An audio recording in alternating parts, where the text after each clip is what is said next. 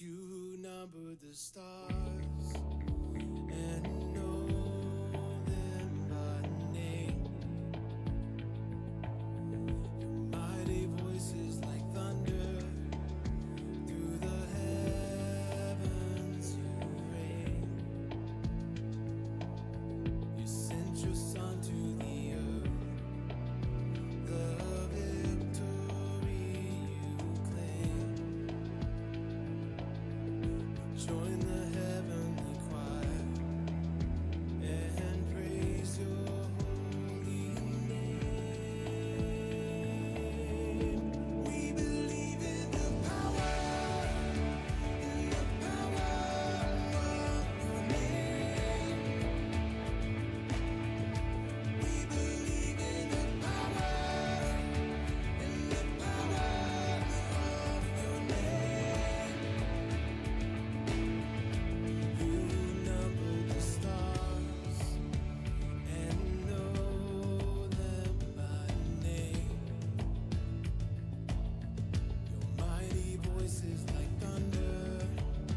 Through the heavens you reign. You send your son to the earth. The victory you claim. We join the heavenly choir and praise your holy name. We believe in the power of your name. We believe in the power of your name. King over all of the nations, we praise your name. Lord of all of creation, we praise your name.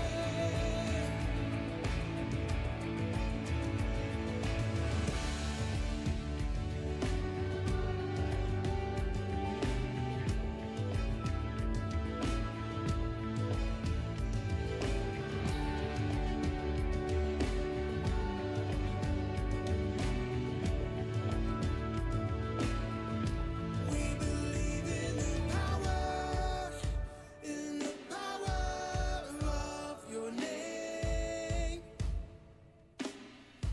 We believe in the power of your name. King of all of the nations, we praise your name. Lord of all of creation, we praise your name. We believe in the power of your name. We believe in the power of your name. We believe in the power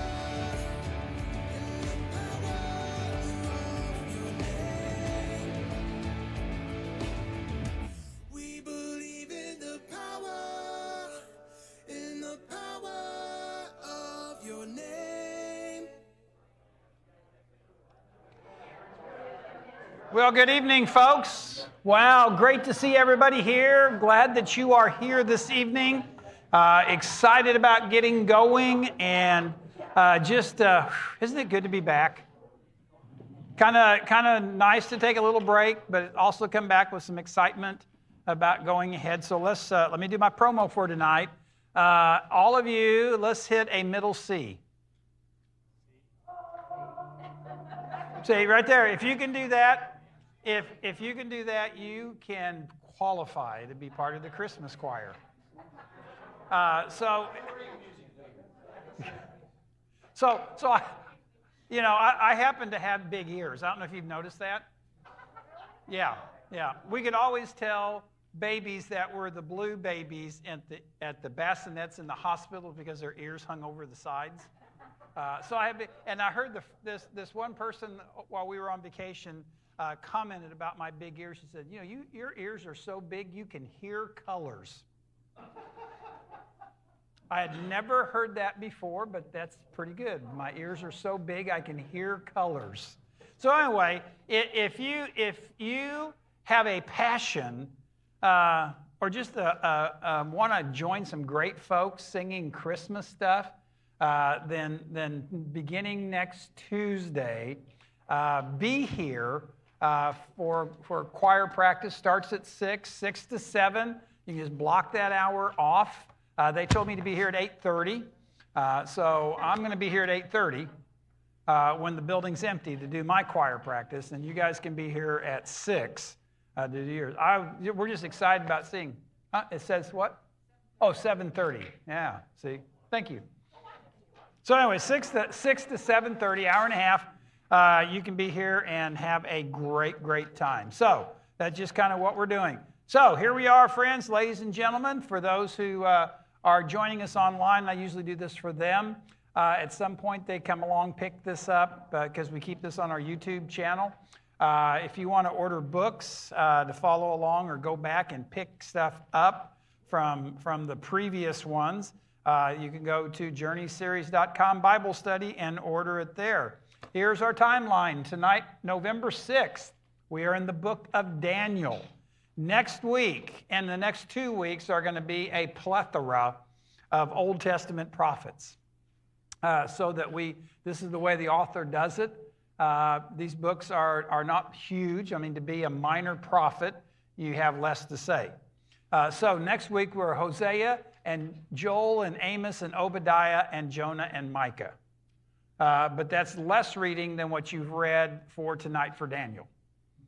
They're short, they're quick, they're great, and there's a lot of good stuff in those. So that's what we're doing next week, the November 20th, the week before our Thanksgiving, our last week until January. We're going to do the rest of the books of the Old Testament, Nahum through Malachi. And again, there may be a lot of names there, but it's not long reading. So anyway, and as you read those, I just would say it was interesting. Several years ago, 4 years ago, in the midst of the depths and the darkness of COVID, in those summer months, in the journey of a lifetime, you're reading through those Old Testament prophets in August and September. And it was quite eerie to read those Old Testament prophets and the things that were being prophesied about this different time periods, and then sitting there surrounded by the shutdowns and the slow reopenings because of COVID. So when you read those over the next couple weeks, kind of keep that in mind. Kind of put yourself back in that COVID-ish period and think about how that would be so impactful to hear it during those times there. All righty.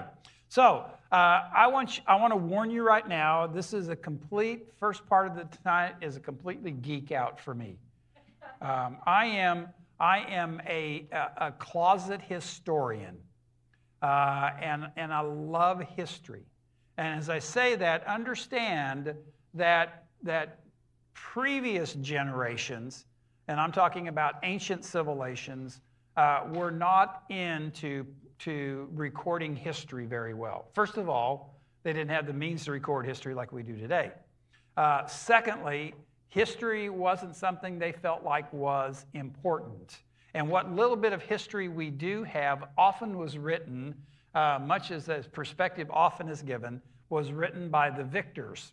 The winners wrote history. And often it was written in such a way that supported their view of how things went. So we have very little. A lot of it cannot be substantiated in many of the things we do have. And so all history, especially, what we consider the Old Testament era, is pretty much hit and miss pieced together. So you will find that some of the things I talk about tonight will kind of go, well, this doesn't mesh together well. It tries to mesh together the best that it can mesh together. So I say all that for about the next 6 or 8, 10 slides. So Daniel. Daniel has several options about the book of Daniel. The most accepted option by conservative Orthodox biblical scholars is that the book was written by Daniel, whom we read about, around 530 BC. So that is what I support. Secondly, an option is it was written much later, written during the Maccabean revolt around 165 BC, during the reign of Antiochus Epiphanes, who was one of the recipients of the breakup of the Greek Empire when Alexander the Great died. He was one of the recipients that received that part of the Greek Empire around the Holy Land. He was the one that was noted, and that's why the Maccabean revolt is an important part of Jewish history. He wanted to claim other territories, and as the story goes, he took his forces to Egypt to try to take over that part of the Greek Empire from the person that had it in Egypt. He got thoroughly beat and was pushed back, and as he was coming back through the Holy Land, he got to Jerusalem, and he just was so upset that he decided that he would just take it out on the Jewish people in Jerusalem. And so he went into the temple and he sacrificed a hog on the temple in Jerusalem, on the altar of the temple. And that started the Maccabean revolt. And for a 100-year period, from 165 BC to 65 BC, the Jewish people actually were self-governing and were not under the jurisdiction of a foreign territory. The only time for that 100-year period that they were self-governing, because in 62, 65, the Romans came in and overtook that and swallowed them up. And it wasn't until 1948, so from 65 BC to 1948, the nation, the state of Israel, had not self-governed itself. It was reformed in 1948 at the end of World War II. So they went to that huge time frame that they had no self-governance. So I just say that. The third option is it's all made up. Now, I don't buy that option, but that was the one being floated around by some theologians until, David, how many years ago? You and I talked about this. About 15 years ago maybe, 20 years ago, all of a sudden archaeological digs in the area around this area here discovered a statue to a guy named David. Oops. Guess it's not made up, is it? If there's a statue to David. So, or Daniel. So, anyway, so I don't buy the last one.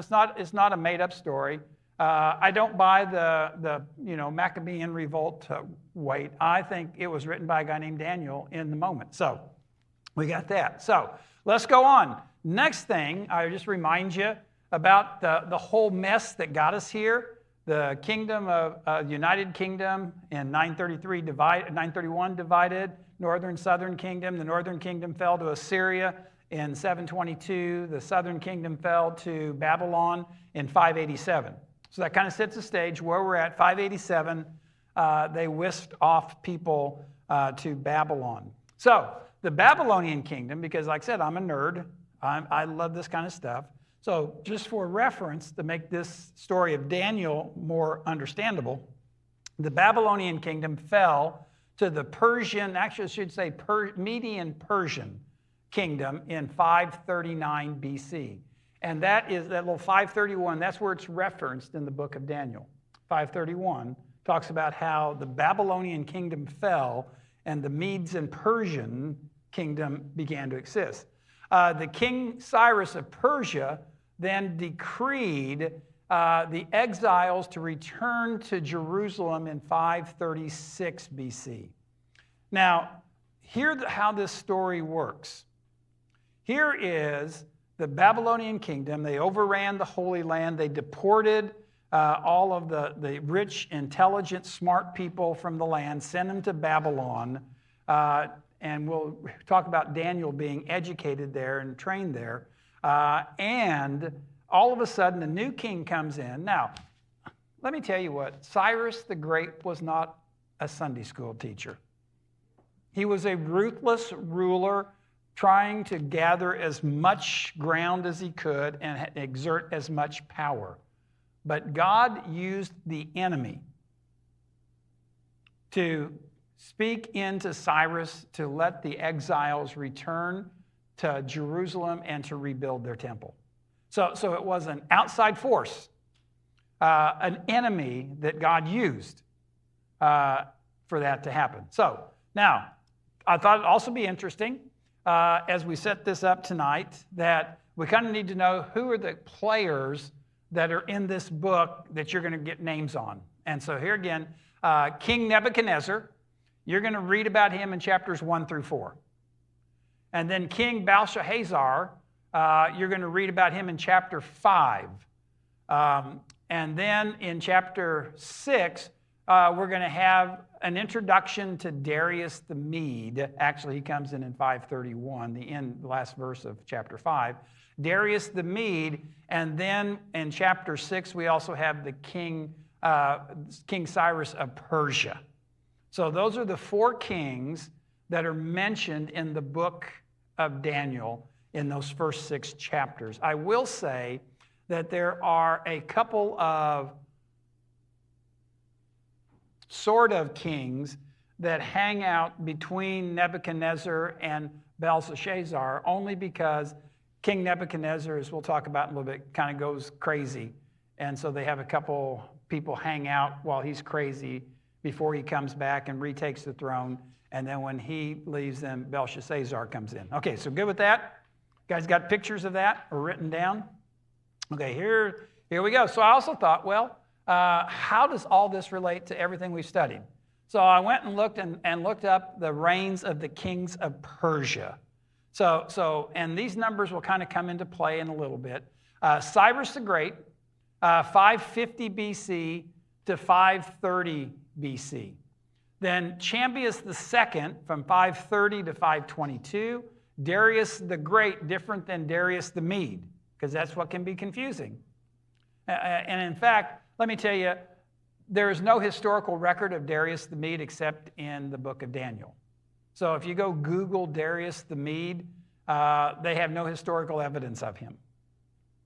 But he's mentioned in Daniel as the one who came into, at age 62, became the leader when Belteshazzar died. Okay, so then there is Ahasuerus, or Xerxes the First, from 485 to 465, and then Artaxerxes the First from 465 to 424. So kind of if you're taking a picture, take a picture of that, because the next 4 slides will be much easier to refer back to, or just commit this to memory. Okay, so I got to think, now wait a minute. How's all this going on in the exiles and sending them back, and who's doing it? So here we go. Under Zerubbabel, the temple was rebuilt in Jerusalem between 538 and 515 BC. And this was during the time of the Persian king Cyrus, Chambius II, and Darius I. So as you read the book of Daniel, as you read the book of Ezra, as you read the book of Nehemiah, these are some of the characters that are in play. I'm a nerd, I know, I confess that. So that's okay. Then sent by King Artaxerxes I, Ezra led a second group of exiles back to Jerusalem in 458 BC to restore proper temple worship. So this is, we're talking 60 years later almost from when the first group went, and it took them forever to rebuild the temple. And then they sent Ezra with the second group as a priest to reestablish proper temple worship. And then Nehemiah arrived in Jerusalem in the 20th year of King Artaxerxes I in 445 BCE. Why did I do that? I copied that. I confess, I copied and pasted. Just scratch out the E. Ugh. 445 BC, no E to it, to rebuild the walls of the city. Remember, it took 51 days. So that kind of gave me an opportunity to see the timeline. Then I go, well, wait a minute. There's another book about Old Testament stuff at this time. I go, Esther. So the book of Esther belongs to the period after the Babylonian exile when Persia had replaced Babylon as the ruling power. The story is set in Susa, one of the Persian capitals, during the reign of King Ahasuerus, better known as his Greek name, Xerxes I, which was 485 to 465 BC.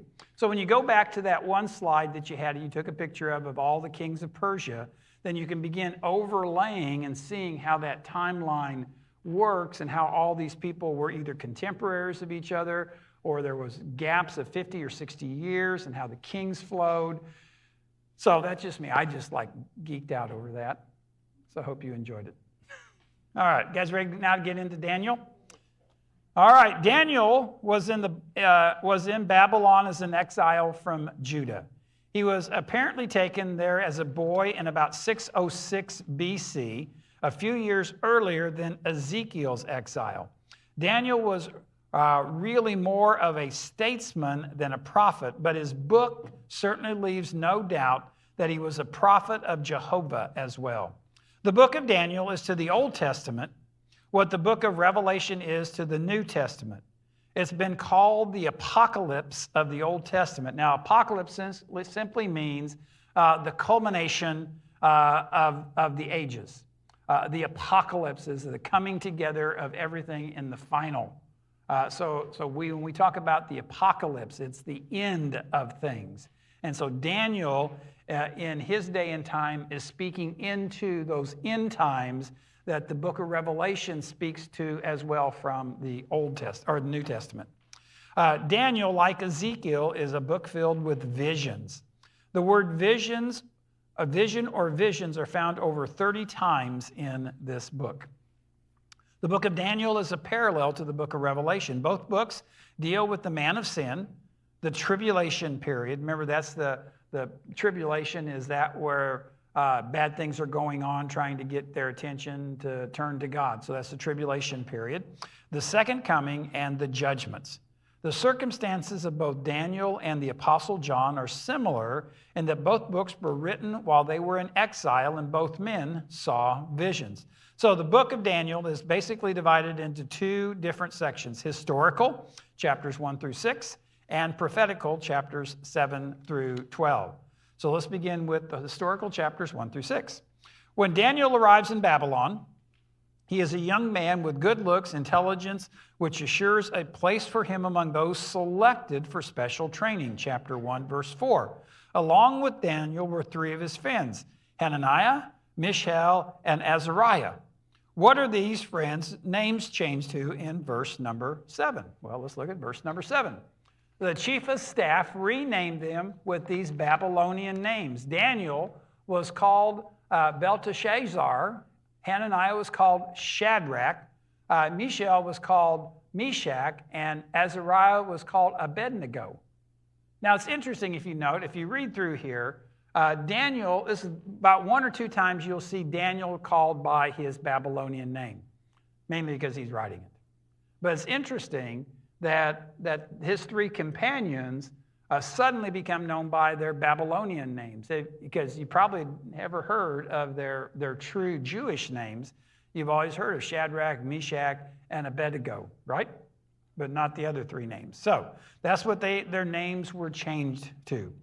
The Babylonians did not observe Jewish laws concerning clean and unclean food as outlined in Leviticus 11, nor did they drain the blood from slaughtered animals, which was required in Leviticus 17. Remember, that's when Moses was leading the Israelites wandering through the desert for those 40 years, and God gave them all the new laws and rules and regulations, and the dietary ones are found there in Leviticus 11 and 17. Even though Daniel and his friends are young, they will not compromise their religion by eating the king's unclean food. They refuse to conform, even though most of the other Jews are probably going along with the Babylonians' customs. Daniel and his friends could have been like many Christians today. Ooh, that's kind of scary. Many Christians today and make excuses like, why not? Everyone else is doing it. Or, we are away from home, so who will ever know? Isn't that the mantra of every kid that goes off to college? Or at least it was this kid. I went far enough away that the rumors, stories couldn't make it back, but I could come home and do laundry when I needed to. Okay, instead, what do Daniel and his friends propose as a test in verses 1 through, chapter 1, verses 11 through 14? So let's look at them. We're going to look at chapter 11, and it says, or verse 11, Daniel spoke with the attendant, who had been appointed by the chief of staff to look after Daniel, Hananiah, Mishael, and Azariah. Please test us for 10 days on a diet of vegetables and water, Daniel said. And there's your answer. His request was that they do a test diet of only vegetables and water, none of the meat that were prepared uncleanly by the Babylonians that were against Jewish religious law. So they said, just give us 10 days of vegetables and water. All right. Then he says in verse number 13, at the end of 10 days, see how we look compared to the other young men who are eating the king's food. Then make your decision in light of what you see. The attendant agreed to Daniel's suggestions and tested them for 10 days. So there you go. You've now been challenged 10 days. Today is November, 6th? Let's go for 10 days to the 16th, and we're all going to agree just to eat vegetables and drink water. And let's see what we look like on the 16th, okay? I mean, what a great way to prepare for Thanksgiving. Well, let's see what happens. So it says, what were the results found in verse 15 and 19 and 20? Well, at the end of the 10 days, Daniel and his 3 friends looked healthier and better nourished than the young men who had been eating the food assigned by the king. So the moral of the story is that broccoli and kale is better for you than Big Macs. I don't know, did you guys, we heard while we were on vacation that like there was some kind of strange thing going on with the quarter pounders, the McDonald's quarter pounders. They were like killing people. Yeah. It was the onions, the vegetables. Thanks, Patty.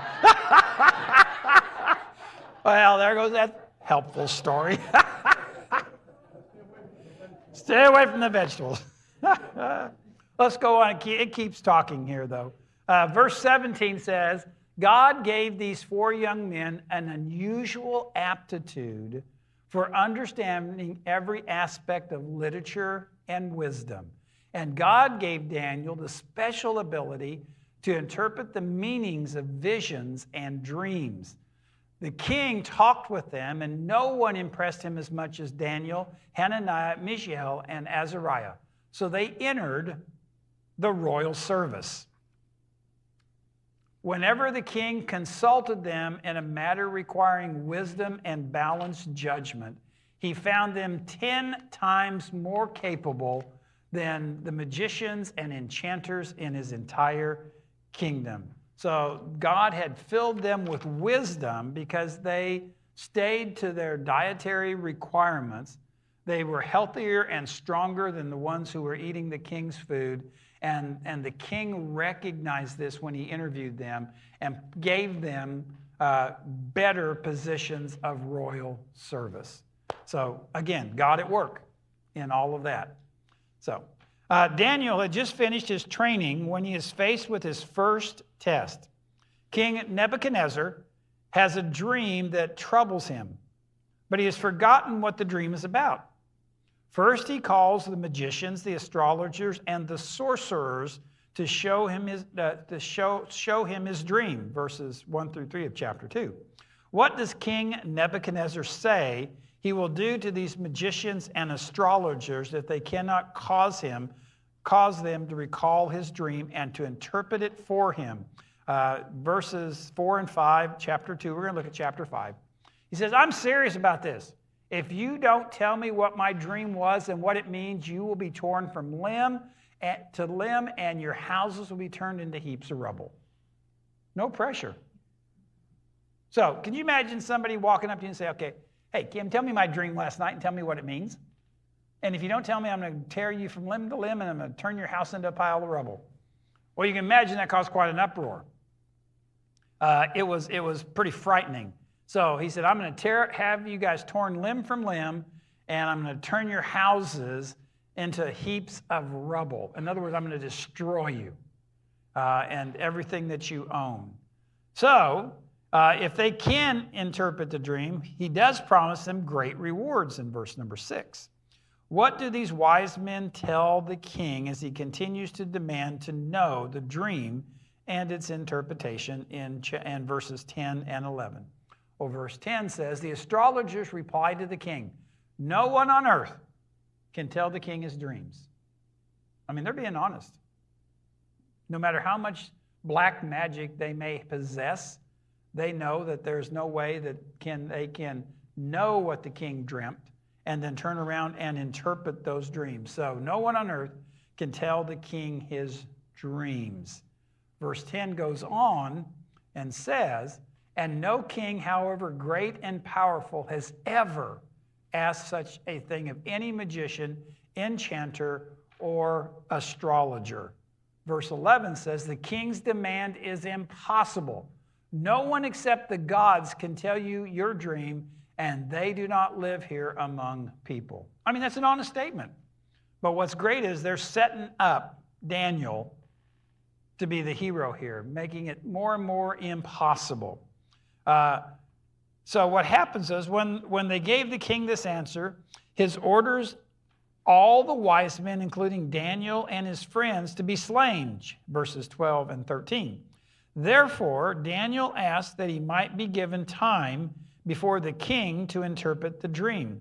Then Daniel and his friends seek God, and in a night vision, God reveals the dream and its meaning to Daniel. So what did they do when faced with a confrontation? They went to God in prayer. They didn't do it on their own. They didn't run to Barnes & Noble and try to buy a book on how to interpret dreams. They went to pray. And God gave Daniel insight, a vision to reveal the dream and its meaning. When Daniel tells the dream by its meaning to the king, how does Nebuchadnezzar reward Daniel? Verses 46 through 49. Then King Nebuchadnezzar threw himself down before Daniel and worshipped him, and he commanded his people to offer sacrifice and burn sweet incenses before him. Verse 47, the king said to Daniel, truly, your God is the greatest of gods, the Lord over kings, a revealer of mysteries, for you have been able to reveal this secret. Then the king appointed Daniel to a high position and gave him many valuable gifts. He made Daniel ruler over the whole province of Babylon, as well as chief over all his wise men. So our answer is, he made Daniel the ruler over all the provinces of Babylon, and made him the overseer of the wise men. Now, don't get confused. This is not Matthew's wise men showing up with the star. They came from the same area. But these are magicians and astrologers and soothsayers. And as you heard earlier, Daniel and his three friends were 10 times wiser than what these guys were. And so Daniel now is in charge of all of them. So without giving away what's going to happen, just think about that for a moment. Here are these three foreigners who were brought in when their country was overrun by the Babylonians. They come in, they have their own little special diet of veggies, and all of a sudden now they're elevated as foreigners to exalted positions in the court of King Nebuchadnezzar. Not a good recipe, is it? Because humanity is such that jealousy seems to be our number one spiritual gift. So let's go on. Next, the fiery furnace incident in chapter 3 is one of the most dramatic stories in the Bible. Nebuchadnezzar has set up an image made of gold and commanded all the people to fall down and worship it. If any refuse, he will have them cast into a fiery furnace. Now, wait a minute. Didn't Nebuchadnezzar just experience Daniel interpreting this dream that no one else could? And he worships Daniel as God, and he falls at his feet, and they burn incense, and he says, oh, Daniel, there's no one wiser than your God. I mean, he is the God of gods, the King of kings, the Lord of lords. He is it. Well, until the next chapter. And then he's back on himself. It's a pretty good description of humanity, isn't it? How quickly we fade in our allegiances to God. So here we go. Next chapter, he builds this great big gold statue of himself, and he commands the people to fall down and worship it. If any refuse, he will have them cast into a fiery furnace. Ouch.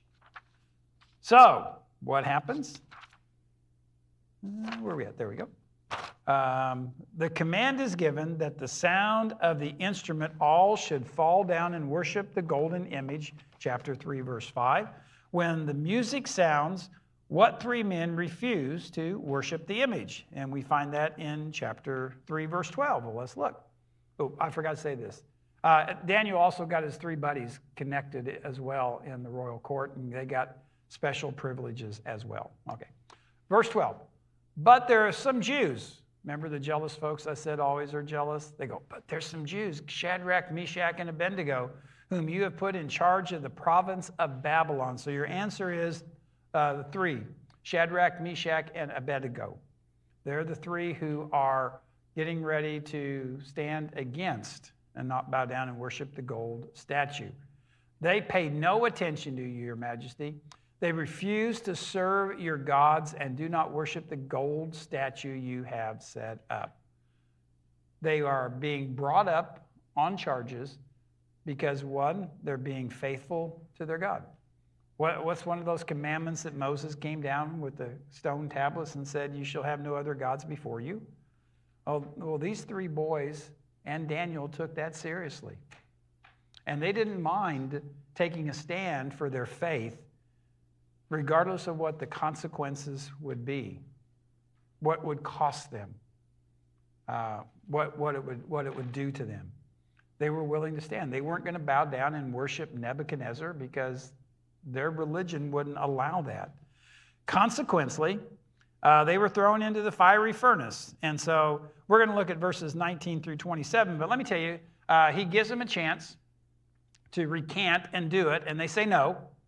And it makes him angry. And so then he has them build the fire bazillion times hotter than they normally would, so hot that the people that were getting ready to throw them in the fiery furnace perished. So here we go, verses 19. Nebuchadnezzar was so furious with Shadrach, Meshach, and Abednego that his face became distorted with rage. I wish that had a picture of that. You ever know anybody that gets so angry their face is distorted with rage? I mean, you kind of picture that, huh? I command that the furnace be heated 7 times hotter than usual. Look, Nebuchadnezzar, this is kind of we're jumping down because the guys got burned up that threw him in, and he's watching. He says, look, in verse number 25, Nebuchadnezzar shouted, I see 4 men, unbound, walking around in the fire, unharmed. And the 4th looks like a god. Verse number 26.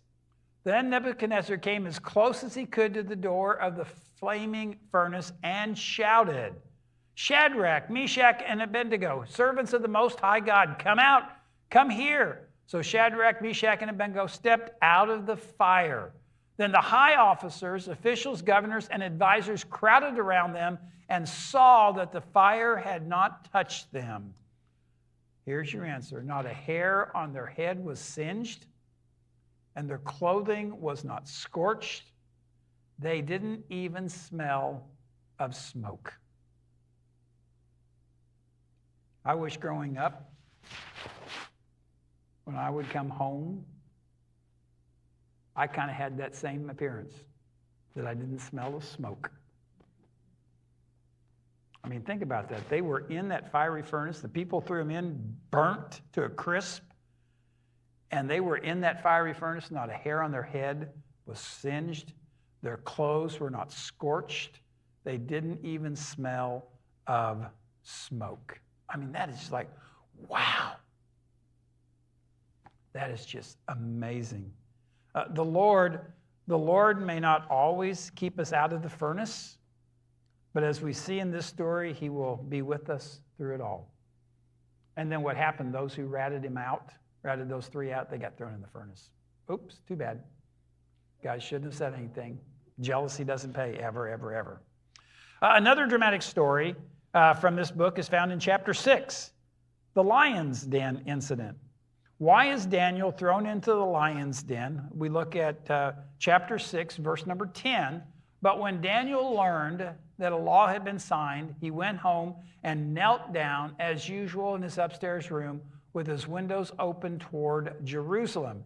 He prayed 3 times a day, just as he has always done, giving thanks to God.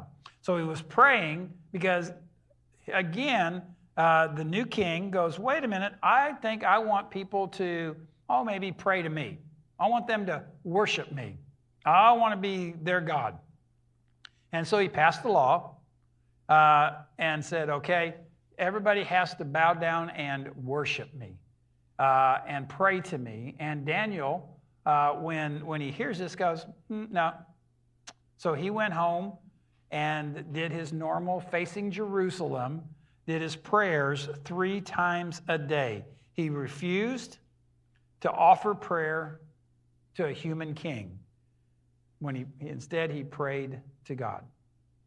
Now, I might say, some people have asked, the question always pops up, where was Daniel when Shadrach, Meshach, and Abednego got thrown in the fiery furnace? And so I've done a lot of research, and again, it's all speculation, but it's not like, no one will ever say that Daniel went ahead and bowed down to the golden statue, but people are suggesting because of his position over the province of Babylon, he was probably on an embassy mission somewhere and was not even in the country when that happened. And so he wasn't there. He'd probably been right there with Shadrach, Meshach, and Abednego going into the furnace. So there would have been 4 plus 1 in the furnace. And I love that song we've been singing about, talking about another in the fire with me. They're just so great. So Daniel decides, nope, I'm going to go home. I'm going to do my normal every day, 3 times a day, praying with my face towards Jerusalem. I refuse to offer prayers up to a human king. So he gets arrested, and the king says, but Daniel, and Daniel says, nope. So he gets thrown into the lion's den. So what happens in the lion's den in chapter 6, verse 22? My God sent his angel to shut the lions' mouths. Notice the plural there. It's not the lion's mouth, but the lions' mouths. Means there were multiple lions. It was a den of lions, so that they would not hurt me. For I have been found innocent in his sight, and I have not wronged you, your majesty.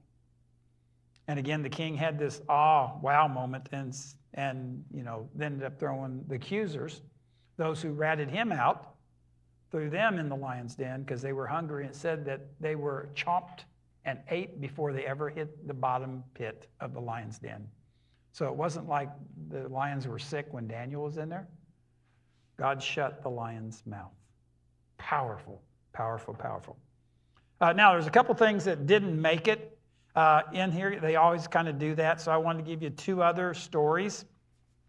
One of the stories is found in chapter 4, I believe it is, because I don't have that note in front of me. It's in my other book that's not here. In chapter 4, Nebuchadnezzar has a dream. And he calls Daniel in and tells Daniel the dream. Daniel interprets the dream, said, you're not going to like it. He said, tell me it anyway. And so anyway, it talks about him going crazy. And he leaves the palace, and he's gone for several years crazy. And then he comes back and comes to his senses, because he kept thinking, all this is about me, all this is about me, it's all about me, I'm so great. Pat myself on the back.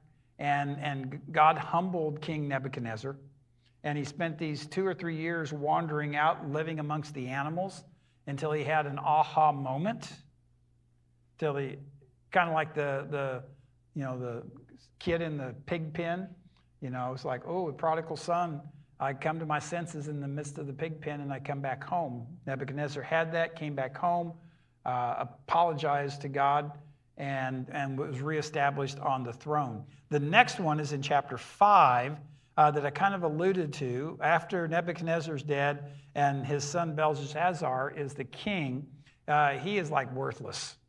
I mean, he is a spoiled, rotten brat is what he is. And he loved putting on parties. And so he's having this big old party, and he's using the stuff that they took from the temple as kind of trophies. And they're just sloshing drunk, and all of a sudden there appears this writing on the wall. And no one could interpret it except Daniel. And Daniel's called in. And he says, well, you're not going to like this. Anytime you got to call Daniel in, you're probably not going to like what you're going to hear. Daniel says, this says that you have offended God and you are going to die. And he goes, psh. And they continued partying. Verse 31, chapter 5 says, by the end of the night, he was dead, and Darius the Mede became king at age 62. So if you've ever heard the phrase, the writing is on the wall, guess where it comes from? The Bible. It comes from the book of Daniel, from the 5th chapter, because the writing was on the wall for King Belshazzar that he was going to die. So I always love when the secular world tries to incorporate stuff and they go, oh, we're so cool. Then you realize that it comes from the Bible. So there's a phrase, the writings on the wall is from the Bible. All righty, those are kind of the two things that didn't make it in this first 6 chapters. So now we're going to do chapters 7 through 12. You'll note that our author here doesn't have a whole lot of stuff to add through the rest of this because it's really deep and difficult to get into. And part of it parallels what we covered last spring in the book of Revelation when we did the 6 weeks in the book of Revelation. So up to chapter 7, Daniel has been interpreting the dreams of others, but now he has his visions of his own. In chapter 7, Daniel sees 4 beasts in his dream. Who does Daniel say these beasts represent? And you can read that in verses 17 through 23. I just have chapter 17. These 4 beasts represent 4 kingdoms that will arise from the earth. The 4 beasts that Daniel sees in his vision represent 4 powerful kingdoms that will arise from the earth. And again, that's what I love about history, because right now, today, we're making history. Tomorrow, we're going to be making history. Next month, we're going to be making history. A year from now, we're going to be making history. Every day is a day of history. And so when you become a student of history, you realize that everything circles around. I mean, here were the Assyrians. Like everybody feared the Assyrians. And then all of a sudden, they were gone. Then the Babylonians took over, and everybody feared the Babylonians. And all of a sudden, here come the Mede and Persians. And the Mede and Persians were around for a while, and then they were replaced by Alexander the Great, who was then replaced by the Roman Empire, who was replaced, and you keep on and keep on and keep on. And you realize, friends, that every great kingdom has a shelf life. No great kingdom lasts forever. Now, some of the greatest, longest-lasting kingdoms are in China and in Asia. But again, they're like still, they may be a century of a kingdom, but it has a shelf life. That's kind of scary because we are a kingdom, so to speak, and we have a shelf life. And hello? So that's why, to me, it's more important to put my faith in eternity, in a God of eternity, than in a temporary government kingdom here on earth. Because as you read history, it all turns over. So, these represent the four kingdoms that arise from the earth. There are much disagreement on exactly which four empires these beasts represent. The following is, though, generally accepted. The lion is Babylon, the bear is Persia, and the leopard is the Greek empire of Alexander the Great. However, the fourth beast is different from any of the previous ones. It is dreadful and terrible and strongly exceeding and has great iron teeth. Verse 7. This beast seems to correspond to the Roman Empire, but it also seems to go beyond that period into the last days. Verse number 9. Now, I've read stuff where historians like to take those four beasts, those four empires, and they can just kind of like plop them down throughout the generations, and you can get to the folks who are really interested in end time stuff. I mean, those folks, I mean, they can lay across what's going on in the world today and make it sound really like it's relevant. I believe in God. That's my take on that. All righty. In chapter 9, verses 20 through 27, God speaks to Daniel through the angel Gabriel. Verse 21. What is Daniel doing when God sends Gabriel to speak to him, and what lesson might this have for Christians today? So let's look at verse number 20. I went on praying and confessing my sin and the sin of my people, pleading with the Lord my God for Jerusalem, his holy mountain. So Daniel was immersed in prayer. And look what he's doing. He was praying and confessing his own sin. And he was confessing the sin of his people. I might ask you, how often is that your pattern of prayer? I mean, yeah, we can all say, yeah, I do the first part. I pray and I'll confess my sin. But how often do we confess the sin of people? I don't think we do that very well, if at all. We might point out the sin of people. Oh, Lord God, do you see what that person's doing? Smite them. If I was you, Lord, I'd smite them. And that's not how Daniel was praying.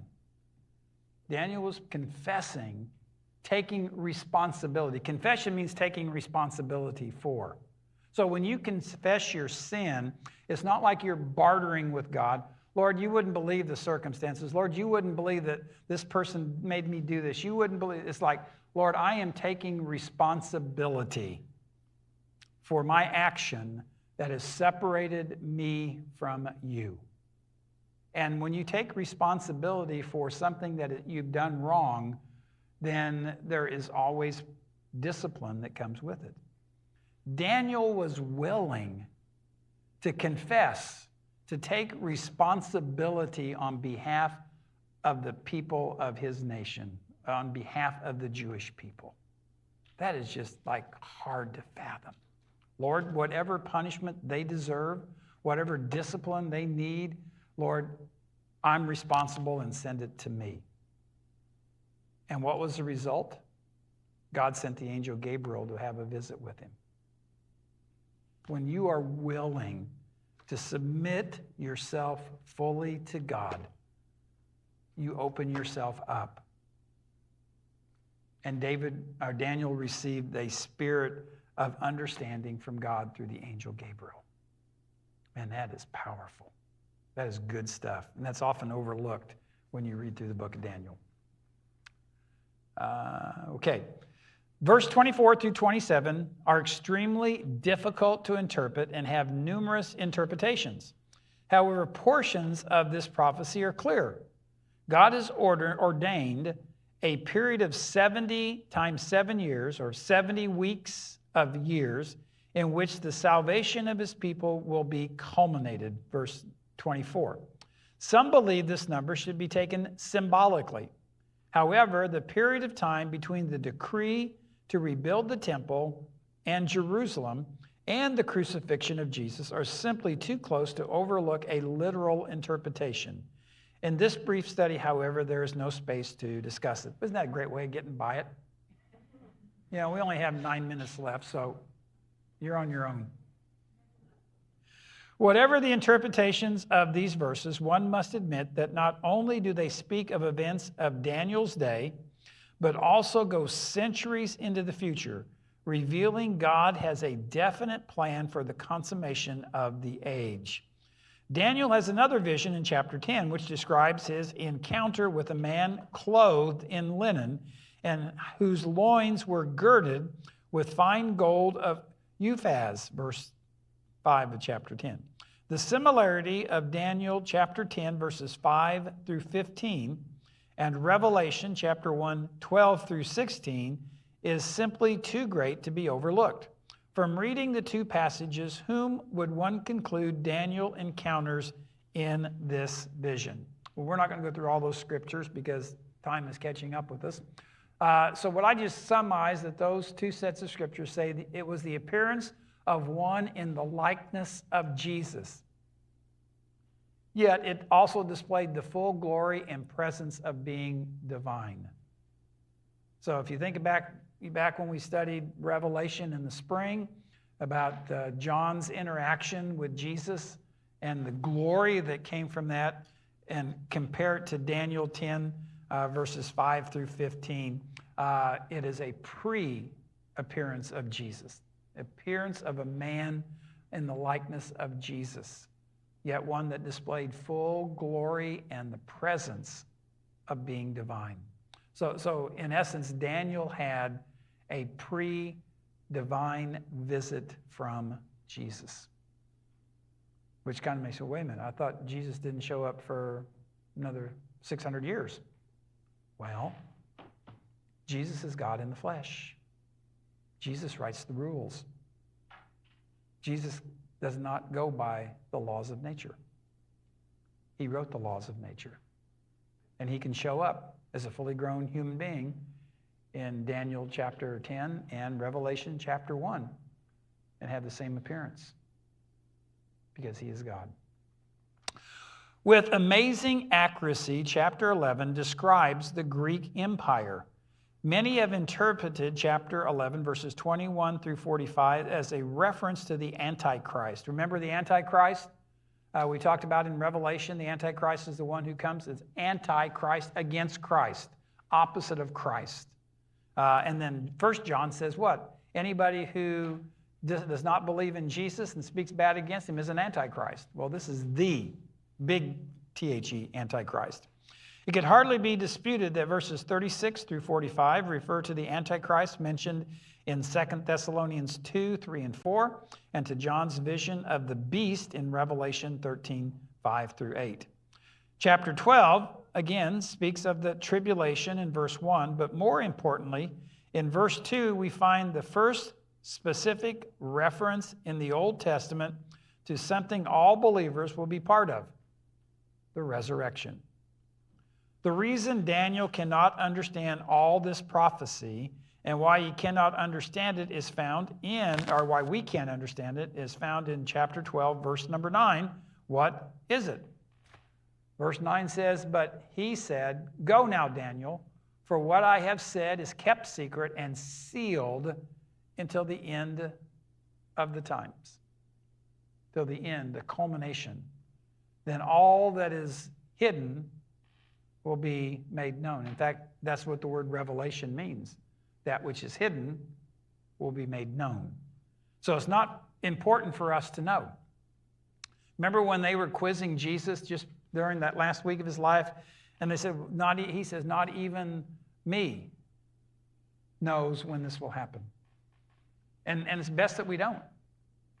I mean, I'm sure you played that little mind game. Gosh, if I knew when I was going to die, how would my life be different?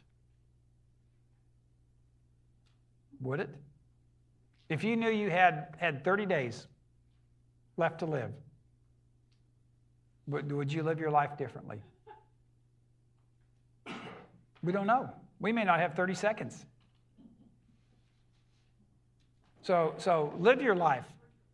Live your life as if you don't know when it's going to happen, and live your life as it might happen right away. Because we are called to be representatives of Christ out into the community. And so we need to live with that passion. We need to live with that purpose. We need to live with a desire to help other people know what we mean. So no matter what's going on around us,